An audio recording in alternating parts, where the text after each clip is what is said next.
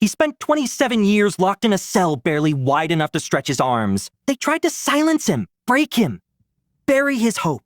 But when the doors finally opened, he didn't come out seeking revenge. He came out to forgive and to lead. This is the true story of Nelson Mandela, a man who refused to hate and ended up leading an entire nation into a new future.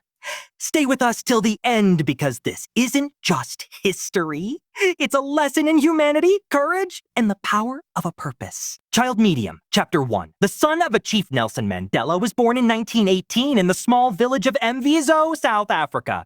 His father was a tribal chief, and young Mandela was raised with discipline, tradition, and deep respect for justice. He was given the name Raleigh Lolola, meaning a troublemaker. Ironically, that name would one day define the destiny of a man who would challenge an empire. Mandela became the first in his family to attend school, where he was given the English name Nelson. He was smart, athletic, and deeply aware of the growing injustice around him. Apartheid, a system of legal racial segregation, turned South Africa into a land of oppression.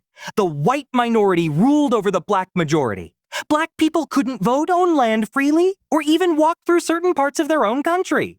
Mandela could not accept this, and he never would. In his 20s and 30s, Mandela joined the African National Congress, ANC, a political organization fighting for the rights of black South Africans. Mandela came to a painful realization. Sometimes peace needs noise before it can be heard. He helped form the ANC Youth League and began organizing strikes and campaigns across the nation, but the government branded him a terrorist. In 1961, Mandela went underground. He trained in secret, traveled across Africa. He sought global support for the anti-apartheid movement, but the state was watching. In 1962, he was arrested and sentenced to 5 years, but that was just the beginning. In 1964, during the infamous Rivonia trial, Mandela stood in court and spoke for over 3 hours. His words would be remembered forever.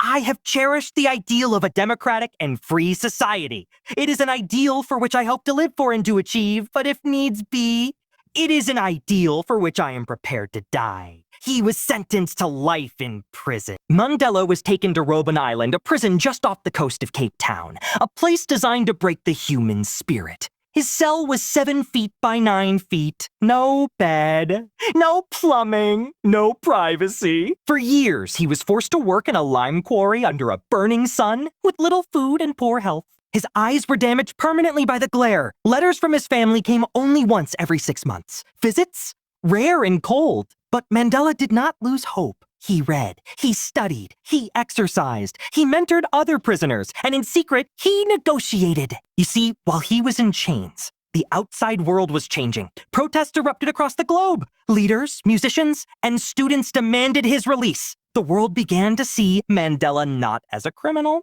but as a symbol of justice. In 1990, after 27 years, Nelson Mandela walked free. He was 71 years old. He had missed watching his children grow up. He had buried his mother and son from a distance.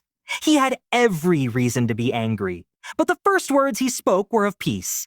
He called not for war, but for reconciliation. He shook hands with the same people who jailed him. When asked why, he said, "As I walked out the door toward my freedom, I knew if I didn't leave my bitterness behind, I'd still be in prison." Mandela became the unifying force that South Africa needed. He brought black and white leaders together. He forgave his captors. He even invited his prison guards to his inauguration. And in 1994, in South Africa's first multiracial election, Nelson Mandela became president. Mandela served only 1 term by choice. He didn't want to rule forever. He wanted to build foundation. He focused on reconciliation, education, health, global diplomacy. He won the Nobel Peace Prize in 1993, met leaders from around the world, and became the most respected elder statesman of our time. He passed away in 2013, but his message lives on. Nelson Mandela's life wasn't perfect.